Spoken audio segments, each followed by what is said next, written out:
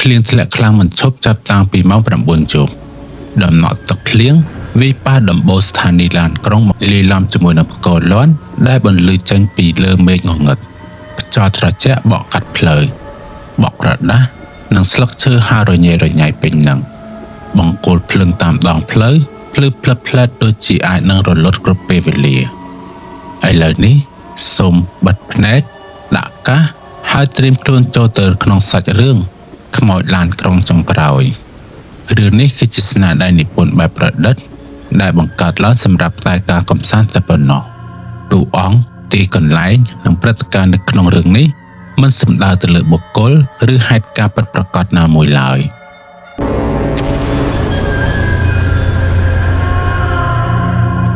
នៅម៉ោង 11:45 នាទីយប់ស្ថានីយ៍ឡានក្រុងដែលធ្លាប់តែមានភាពអ៊ូអរពេលថ្ងៃបែរជាស្ងប់ស្ងាត់ដូចជាទីបញ្ចុះសពនៅសល់តែបុរសម្នាក់ដែលមានឈ្មោះថាសុវណ្ណអាយុ 28 ឆ្នាំកំពុងអង្គុយនៅលើកៅអីបេតុងដៃម្ខាងកាន់កាបូបស្ពាយនិងដៃម្ខាងទៀតកាន់ទូរស័ព្ទដែលនៅសល់ថ្មតែ 8% តែប៉ុណ្ណោះគាត់ទើបតែបញ្ចប់ការងារនៅពេលយប់ហើយចង់ត្រឡប់ទៅផ្ទះវិញដែលនៅជាយក្រុងគាត់បានបើកកម្មវិធីមើលពេលវេលាឡានក្រុងចុងក្រោយគឺនៅម៉ោង 10:30 នាទីយប់សុវណ្ណក៏បានដកដង្ហើមធំហើយគិតថាចប់ហើយខកឡានទៀតហើយគាត់ព្យាយាមហៅម៉ូតូកង់3តាមកម្មវិធីប៉ុន្តែដោយសារតែភ្លៀងខ្លាំងពេកគ្មានអ្នកណាទទួលការកក់របស់គាត់ឡើយទូរស័ព្ទដៃរបស់គាត់នៅពេលនោះនៅសល់តែ 5% តែប៉ុណ្ណោះស្រាប់តែពីចុងភ្លើងងងឹតមានពន្លឺភ្លើងពីរបាញ់កាត់ភ្លៀងមកជឿតសំឡេងម៉ាស៊ីនចាស់ក៏លាន់ឮឡើងវាគឺជាឡានក្រុងចាស់មួយបើកចូលមកឈប់មុខស្ថានីយ៍រាងរបស់វាចាស់ខ្លាំងថ្នាំរបស់ឡានរបរកញ្ចក់ខូចមួយចំហៀងនិងមានស្នាមច្រេះពេញតួឡាននៅខាងមុខសរសេរថាខ្សែទី 13សុវណ្ណរៀងចម្លែកចិត្តបន្តិចដោយសារតែគាត់ធ្លាប់ជិះឡានក្រុងជាច្រើនឆ្នាំមកហើយប៉ុន្តែមិនដែលឃើញមានខ្សែទី 13 ឡើយនៅពេលនោះទ្វារឡានក៏បានបើកជឿតអ្នកបើកបរគឺជាបុរសវ័យចំណាស់សក់ស្កូវពាក់មួកចាស់មួយគាត់មិនបានញញឹមមិនបាននិយាយគាត់គ្រាន់តែសម្លឹងមើលសុវណ្ណហើយភ្នែករបស់គាត់មើលទៅស្រអាប់ខុសធម្មតាអ្នកក្រឡុកសម្បត្តិបាននិយាយដល់សម្លេងស្អកថាឡើងមកនេះគឺជាជើងចុងក្រោយហើយសុវណ្ណក៏បានសួរថាតើវាទៅដល់ផ្សារធំទេបុរសម្នាក់នោះក៏បានងក់ក្បាលយឺតទៅដល់ហើយនៅពេលនោះសុវណ្ណមិនបានគិតច្រើននោះទេគាត់ក៏បានឡើងទៅជិះឡាននោះនៅពេលដែលជើងរបស់គាត់ដាក់ចូលទៅក្នុងឡានគាត់មានអារម្មណ៍ថា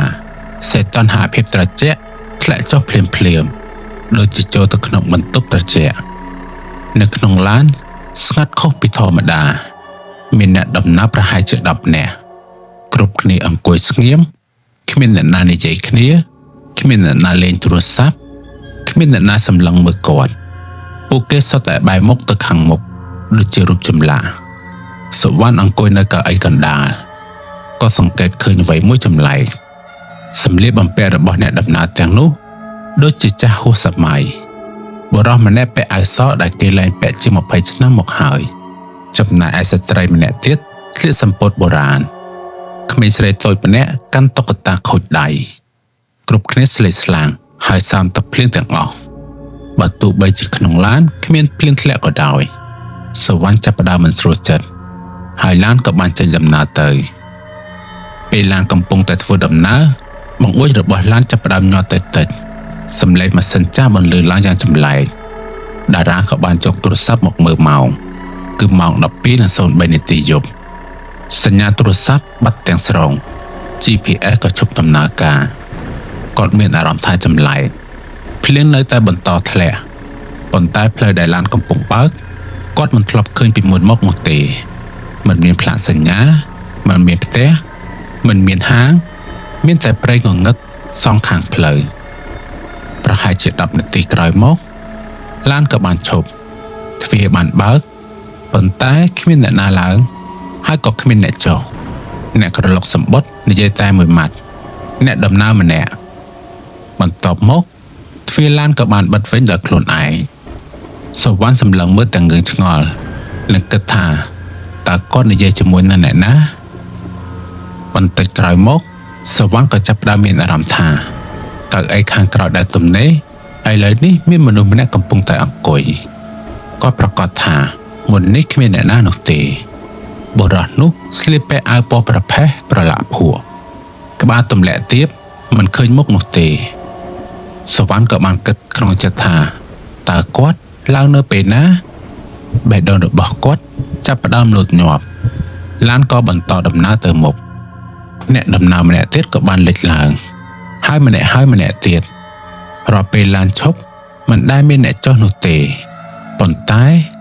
ចំនួនអ្នកដំណើរកាន់តែកើនក្នុងពេលតែប៉ុន្មាននាទីប៉ុណ្ណោះ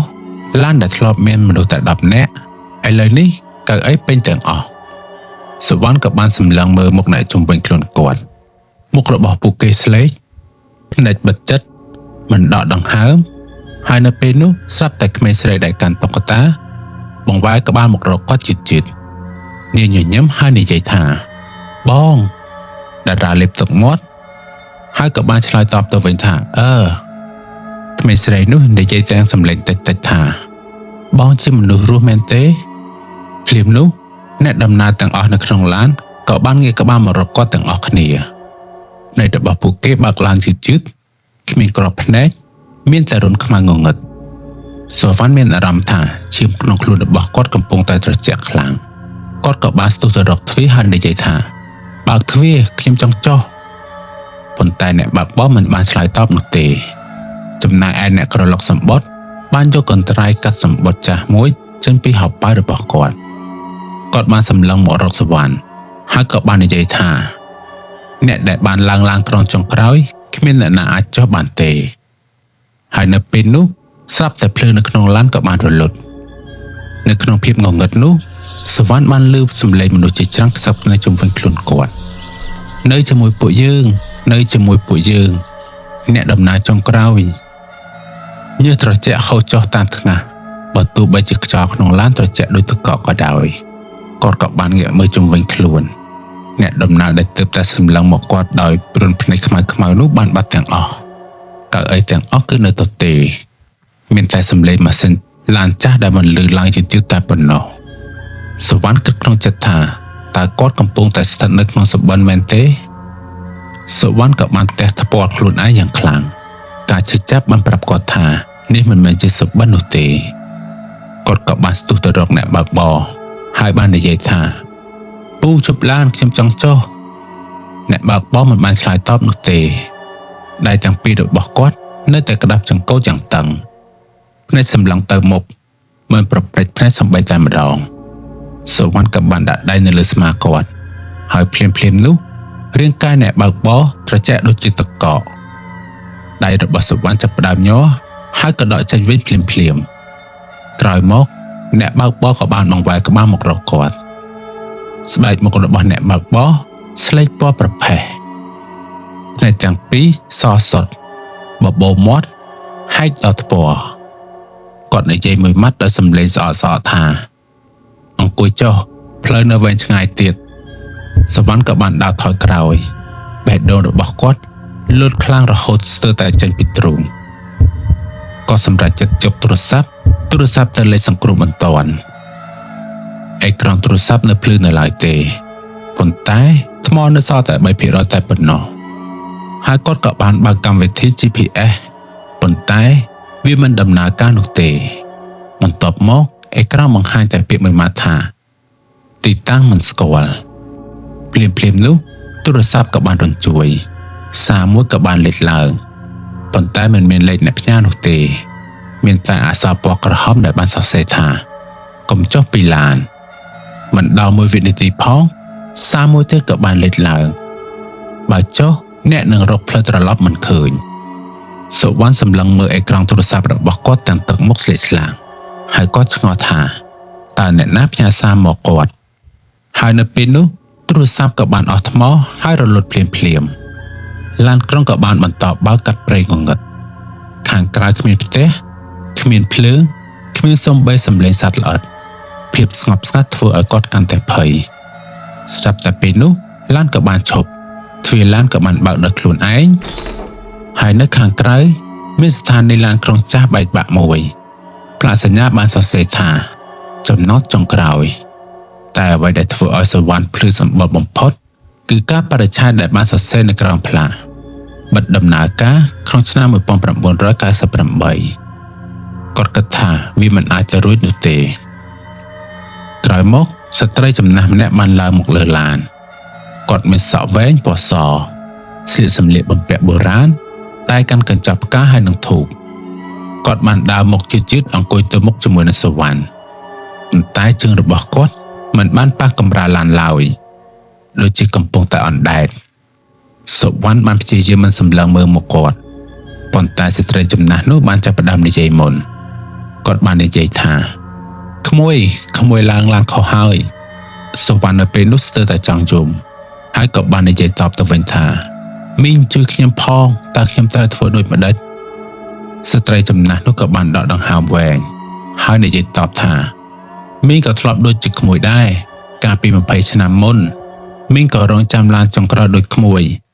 ហើយមីងមិនដែលបានត្រឡប់ទៅផ្ទះវិញនោះទេនៅពេលដែលស្ត្រីវ័យចំណាស់នោះលើកដៃឡើងដៃរបស់គាត់សល់តែឆ្អឹងស្បែករលួយរលាត់សាច់ជ្រុះជាបន្ទះនៅពេលដែលសវណ្ណឃើញបែបនេះហើយសវណ្ណក៏បានស្រែកយ៉ាងខ្លាំងថាសូមជួយខ្ញុំផងស្ត្រីវ័យចំណាស់នោះក៏បានឆ្លើយតបវិញថានៅមានវិធីមួយសវណ្ណក៏បានសួរថាវិធីអ្វីទៅគាត់មិនទាន់បានទាំងឆ្លើយផងអ្នកក្រឡុកសម្បត្តិស្រាប់តែឈរនៅពីក្រោយគាត់សម្លឹងមុខសវណ្ណដោយទឹកមុខគ្មានអារម្មណ៍ហើយបាននិយាយថាហាមនិយាយជាមួយនឹងអ្នកនៅរស់ស្ត្រីវ័យចំណាស់នោះក៏បានស្រែករត់ទៅភ្លាមនោះអ្នកក្រឡុកសម្បត្តិក៏បានលើកដៃវាយគាត់រាងកាយរបស់គាត់បានបែកទៅជាផ្សែងខ្មៅបាត់ទៅក្នុងខ្យល់សវណ្ណនៅពេលនោះមានភាពភ័យខ្លាចយ៉ាងខ្លាំងអ្នកក្រឡុកសម្បត្តិដើរមករកគាត់ជិតនៅក្នុងដៃមានសម្បត្តិពណ៌លឿងចាស់មួយសន្លឹកហើយអ្នកក្រឡុកសម្បត្តិនោះក៏បាននិយាយថាដល់វេនអ្នកហើយគាត់ក៏បានហុចសម្បត្តិនោះទៅឲ្យសវណ្ណនៅពេលដែលសវណ្ណមើលវានៅលើសម្បត្តិនោះមានឈ្មោះអ្នកដំណើរដែលបានសរសេរថាសុវណ្ណមានទាំងថ្ងៃខែឆ្នាំកំណើតហើយនៅខាងក្រោមមានអក្សរធំសរសេរថាថ្ងៃស្លាប់គឺជាថ្ងៃនេះដៃរបស់សវណ្ណចាប់ផ្ដើមញ័រហើយក៏បាននិយាយថាទេខ្ញុំមិនទាន់ស្លាប់ទេគាត់ក៏បានហាយសម្បត្តិនោះចោលស្រាប់តែអ្នកដំណើរទាំងអស់ដែលបាត់មុននេះលើកចេញមកវិញម្ដងទៀតពេញឡានពួកគេស្រែកព្រមគ្នាថាគ្មានអ្នកណាអាចបដិសេធសម្បត្តិនេះបានទេស្រាប់តែពេលនោះភ្លើងនៅក្នុងឡានប្រែទៅជាពណ៌ក្រហមឆ្អិនឆ្អៅបង្អួចទាំងអស់បែកខ្ទេចខ្យល់ត្រជាក់ក៏បានបក់ចូលមកយ៉ាងខ្លាំងសវណ្ណសម្លឹងមើលចេញទៅខាងក្រៅគាត់ស្ទើរតែសន្លប់ហើយឡានមិនបានបើកលើផ្លូវទៀតទេវាកំពុងតែបើកនៅលើស្ពានថ្មចាស់មួយដែលអណ្ដែតកណ្ដាលអាប់ពណ៌ខ្មៅខាងក្រោមមិនមែនជាទឹកប៉ុន្តែគឺជាមនុស្សរាប់រយនាក់កំពុងតែលើកដៃឡើងស្រែករកជំនួយពួកគេទាំងនោះស្លៀកសម្លៀកបំពាក់អ្នកដំណើរខ្លះគ្មានមុខខ្លះគ្មានដៃខ្លះកំពុងតែទាញគ្នាចុះនៅក្នុងភាពងងឹតសវណ្ណក៏បានស្រែកយ៉ាងខ្លាំងថាតើនេះគឺជាកន្លែងអ្វីអ្នកបើកបរបានញញឹមជាលើកដំបូងស្នាមញញឹមរបស់គាត់រហែកដល់គុំត្រចៀកគាត់បាននិយាយតិចថានេះគឺជាផ្លូវដែលមនុស្សស្លាប់ត្រូវឆ្លងកាត់ហើយនៅចុងស្ពានមានច្រកទ្វារដែកដ៏ធំមួយកំពុងតែបើកជិតពីខាងក្នុងសម្លេងមនុស្សរាប់ពាន់អ្នកកំពុងតែយំនិងស្រែកចេញពីច្រកទ្វារបានធ្វើឲ្យសវណ្ណព្រឺឆ្អឹងខ្នងយ៉ាងខ្លាំងឡានក្រុងចាស់នៅតែបន្តបើកទៅមុខជិតគ្មានអ្នកណានិយាយគ្មានអ្នកណាដកដង្ហើមមានតែសម្លេងខ្សឹបរបស់អ្នកដំណើរទាំងអស់ដែលលាន់ឮតែពាក្យដដែលថាដល់ហើយសវណ្ណក៏បានសម្លឹងមើលចេញទៅក្រៅបង្អួចអាប់ពណ៌ខ្មៅកាន់តែក្រាស់គាត់មិនឃើញផ្លូវទៀតទេមានតែច្រកទ្វារដែកធំមួយដែលបើកចំហចាំទទួលឡានក្រុងហើយនៅពេលនោះស្រាប់តែអ្នកបើកបរជន់ហ្វ្រាំងយ៉ាងខ្លាំងឡានក៏បានជប់មុខច្រកទ្វារហើយអ្នកក្រឡុកសម្បត្តិឡានក៏ក្រោកឈរឡើងជិតគាត់កាន់សៀវភៅកត់ឈ្មោះពណ៌ខ្មៅមួយក្បាលហើយគម្របសៀវភៅនោះធ្វើពីស្បែកចាស់ ហើយក្រដាសទាំងអស់មានស្នាមឈាមជាប់ជាមួយនឹងវាគាត់ក៏បានចាប់ផ្ដើមហៅឈ្មោះម្ដងមួយគាត់ក៏ចាប់ផ្ដើមហៅឈ្មោះសនបុរសចំណាស់ម្នាក់ក៏បានក្រោកឈរឡើងដើរចុះពីឡានដោយមិននិយាយអ្វីទាំងអស់នៅពេលដែលគាត់ដើរឆ្លងកាត់ច្រកទ្វាររាងកាយរបស់គាត់រលាយទៅជាផ្សែងខ្មៅអ្នកក្រឡុកសម្បត្តិក៏បានហៅឈ្មោះបន្តទៀតស្រីពៅស្ត្រីម្នាក់ក៏បានក្រោកឈរឡើងហើយនាងបានយំតិចមុននឹងចុះពីឡាននាងបានងាកមើលមុខសុវណ្ណហើយនិយាយថា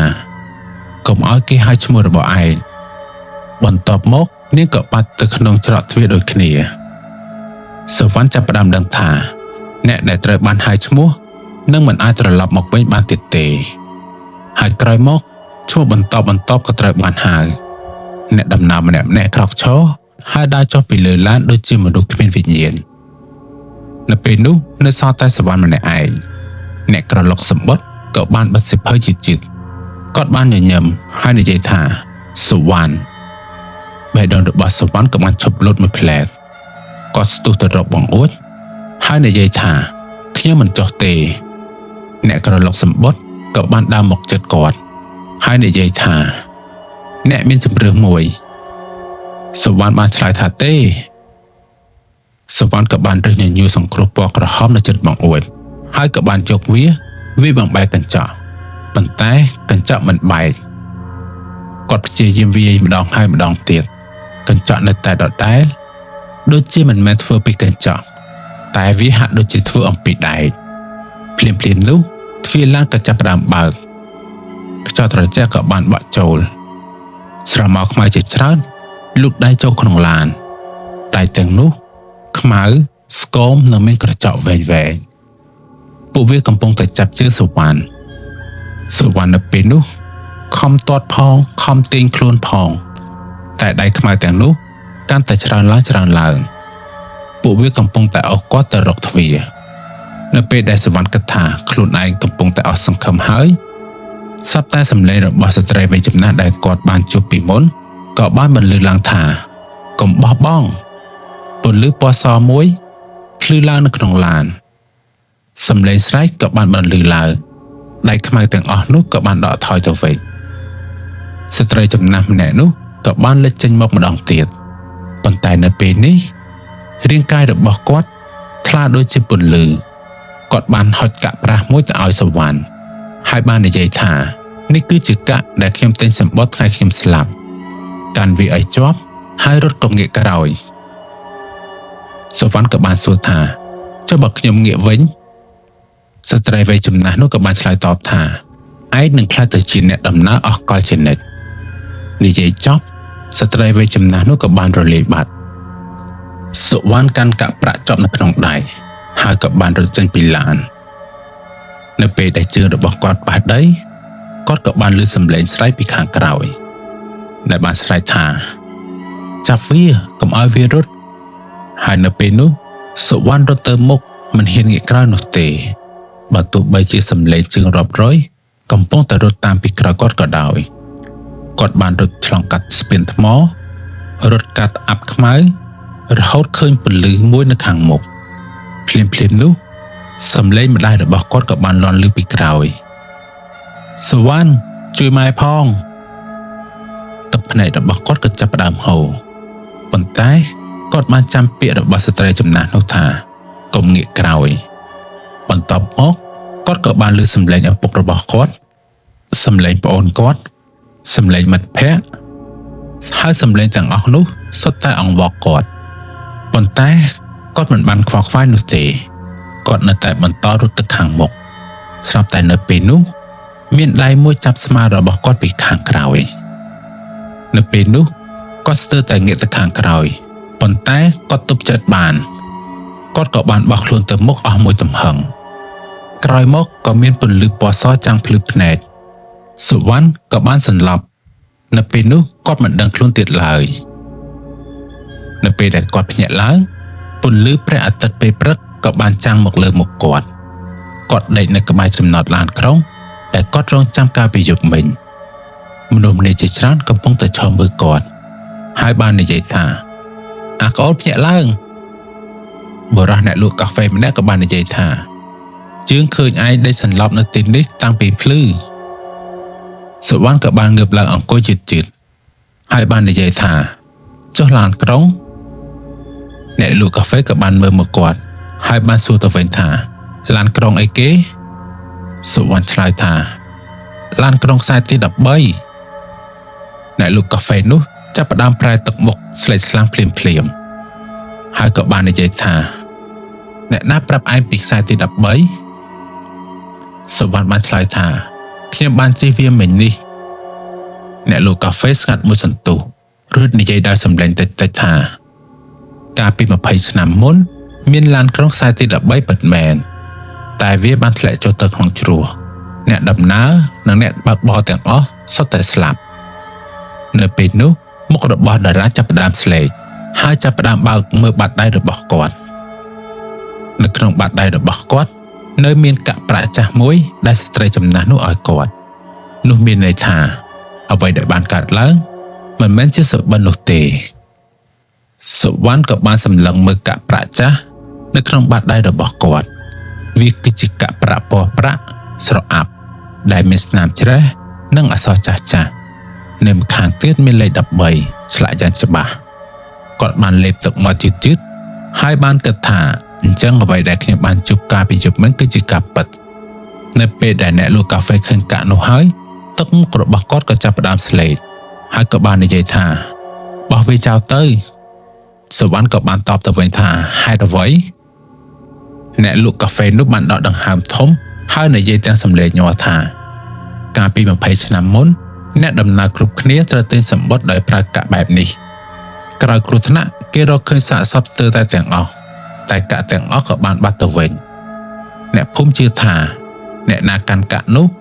ឡានក្រុងនឹងត្រឡប់មករកអ្នកកាន់កាក់នោះម្ដងទៀតសុវណ្ណក៏បានក្តាប់កាក់នោះយ៉ាងតឹង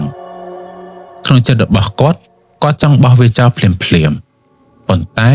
គាត់នឹកឃើញស្ត្រីចំណាស់ដែលបានលះបង់ខ្លួនរបស់គាត់ដើម្បីជួយគាត់ហើយគាត់បាននិយាយថាបើកាក់នេះជារបស់គាត់ខ្ញុំមិនអាចបោះចោលបានទេនៅយប់នោះសុវណ្ណមិនបានដេកលក់នោះទេរាល់ពេលដែលគាត់បិទភ្នែកគាត់តែងតែឃើញឡានក្រុងពណ៌សចាស់បើកចេញពីអាបខ្មៅនៅម៉ោង 2 រំលងអាធ្រាត្រក៏មានសំឡេងគោះទ្វារផ្ទះសុវណ្ណក៏បានភ្ញាក់យ៉ាងក្រញាងគាត់បានដើរទៅមើលតាមរន្ធទ្វារប៉ុន្តែមិនបានឃើញនរណាម្នាក់ឡើយហើយនៅលើដីមុខទ្វារមានសម្បត្តិឡានក្រុងចាស់មួយសន្លឹកគាត់ក៏បានរើសវាឡើងហើយនៅលើសម្បត្តិនោះសរសេរថាអ្នកដំណើរឈ្មោះសុវណ្ណកៅអីលេខ13ពេលវេលាចេញដំណើរម៉ោង 12 អាធ្រាត្រថ្ងៃចេញដំណើរថ្ងៃស្អែកនៅខាងក្រោយសម្បត្តិមានអក្សរពណ៌ក្រហមដែលបានសរសេរថាកុំឲ្យខកខានដំណើរភ្លាមនោះភ្លើងនៅក្នុងផ្ទះរបស់សុវណ្ណក៏បានរលត់ទាំងអស់ពីខាងក្រៅគាត់ក៏បានឮសំឡេងម៉ាស៊ីនឡានចាស់នៅពេលនោះសុវណ្ណមិនហ៊ានបើកទ្វារនោះទេសំឡេងម៉ាស៊ីននោះឈប់នៅមុខផ្ទះប្រហែលជា1នាទីបន្ទាប់មកក៏បាត់ទៅវិញនៅថ្ងៃបន្ទាប់សុវណ្ណសម្រេចចិត្តស្វែងរកការពិតគាត់ក៏បានទៅបណ្ណាល័យចាស់មួយនិងសុំមើលកាសែតកាលពី20ឆ្នាំមុនបន្ទាប់ពីស្វែងរកអស់រយៈពេលជាច្រើនម៉ោងគាត់ក៏បានរកឃើញចំណងជើងមួយដែលបានសរសេរថាឡានក្រុងខ្សែទី13ធ្លាក់ជ្រោះស្លាប់មនុស្ស27នាក់គាត់ក៏បានអានអត្ថបទទាំងមូលនៅក្នុងកាសែតសរសេរថានៅយប់ភ្លៀងមួយឡានក្រុងខ្សែទី13បានបាត់ពីផ្លូវអ្នកស្រុកដែលនៅក្បែរជ្រោះបានឮសំឡេងមនុស្សស្រែកយ៉ាងខ្លាំងពេលក្រុមសង្គ្រោះទៅដល់ឡានក្រុងបានធ្លាក់ជ្រោះជម្រៅជាង100ម៉ែត្រមនុស្សស្លាប់ស្ទើរតែទាំងអស់ប៉ុន្តែអ្នកបើកបរនិងអ្នកក្រឡុកសម្បត្តិមិនបានរកឃើញសាកសពនោះទេសុវណ្ណក៏បានបិទកាសែតនោះជឿគាត់ក៏បាននឹកឃើញដល់មុខអ្នកបើកបរនិងអ្នកក្រឡុកសម្បត្តិនៅក្នុងយប់នោះហើយក៏បានគិតថាតើពួកគេនៅតែបើកឡានឬនៅល្ងាចនោះសុវណ្ណក៏បានទៅជ្រោះដែលជាកន្លែងកើតហេតុកន្លែងនោះស្ងាត់ខ្លាំងមានស្ទូបតូចមួយសរសេរឈ្មោះអ្នកស្លាប់គាត់ក៏បានដាក់ផ្កាហើយនឹងធូបហើយក៏បានយកកាក់ដាក់នៅមុខស្គូបនោះនិងបាននិយាយថាសូមឲ្យអ្នកទាំងអស់គ្នាទៅបានស្ងប់ភ្លាមនោះខ្យល់ត្រជាក់មួយក៏បានបក់កាត់ធូបទាំង3ដើម ឆេះភ្លឺដល់ខ្លួនឯងនៅក្នុងអាប់ស្រាលស្រាលសវណ្ណបានឃើញស្ត្រីវ័យចំណាស់ម្នាក់គាត់បានញញឹមយ៉ាងស្រទន់ហើយនិយាយថាអរគុណបន្ទាប់មកវិញ្ញាណអ្នកដំណើរជាច្រើនក៏បានលេចឡើងលើកនេះពួកគេលែងមានទឹកមុខគួរឲ្យខ្លាចទៀតហើយពួកគេទាំងអស់គ្នាលើកដៃជាសញ្ញាលាហើយក្រោយមករាងកាយរបស់ពួកគេក៏រសាត់ឡើងទៅលើមេឃហើយបាត់ទៅបន្តិចម្ដងសុវណ្ណញញឹមតែទឹកភ្នែកហើយគាត់គិតថាអ្វីបានបញ្ចប់ហើយ6 ខែក្រោយមកសុវណ្ណក៏បានបដូរការងារគាត់មិនដែលជិះឡានក្រុងពេលយប់ទៀតឡើយប៉ុន្តែថ្ងៃមួយពេលគាត់ចេញពីធ្វើការគាត់បានឃើញមនុស្សជាច្រើនឈររង់ចាំឡាននៅស្ថានីយ៍នៅក្នុងចំណោមនោះមានយុវជនម្នាក់កំពុងតែមើលទូរស័ព្ទហើយនិយាយតែម្នាក់ឯងថាអស់ឡានហើយភ្លាមនោះនៅចុងផ្លូវងងឹតក៏មានពន្លឺភ្លើងពីរបានចេញមកឡានក្រុងពណ៌សចាស់មួយបើកមកឈប់យឺតទឹកមុខរបស់តារាចាប់ផ្ដើមស្លេកហើយវាគឺជាឡានខ្សែទី13តារាក៏បានស្រែកថាកំឡើង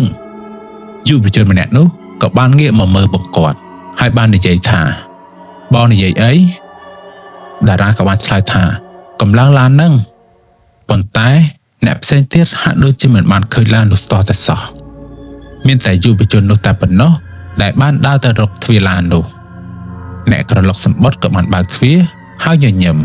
ហើយនិយាយពាក្យដែលសុវណ្ណមិនអាចបំភ្លេចបានឡើងមកនេះគឺជាជើងចុងក្រោយយុវជននោះក៏បានឡើងទៅលើឡានទ្វារក៏បានបិទឡានក៏បានបើកចូលទៅក្នុងអាប់បាត់ទៅដោយគ្មានស្លាកស្នាមសុវណ្ណក៏បានរត់ទៅកន្លែងដែលឡាននោះបានឈប់នៅលើដីមានសម្បត្តិឡានក្រុងមួយសន្លឹកគាត់ក៏បានរើសវាឡើងនៅលើសម្បត្តិសរសេរថាអ្នកដំណើរលេខ28សុវណ្ណក៏បាននឹកឃើញថាកាលពី20ឆ្នាំមុនមានអ្នកស្លាប់27នាក់មានន័យថាប្រហែលពេលមានមនុស្សម្នាក់ឡើងឡានខ្មោចចំនួនអ្នកដំណើរនឹងកើនឡើងម្នាក់ទៀតហើយឡានក្រុងខ្សែទី13នឹងបន្តរត់ជារៀងរហូតដើម្បីស្វែងរកអ្នកដំណើរចុងក្រោយមិនចេះចប់អូខេឥឡូវរឿងនេះបានបញ្ចប់ហើយខ្ញុំសង្ឃឹមថាអ្នកទាំងអស់គ្នានឹងចូលចិត្តរឿងនេះហើយបើសិនជាមានកំហុសឆ្គងតាមចំណុចណាមួយក៏សូមជួយខន្តីអភ័យទោសកុំភ្លេចជួយ like subscribe channel របស់ខ្ញុំផង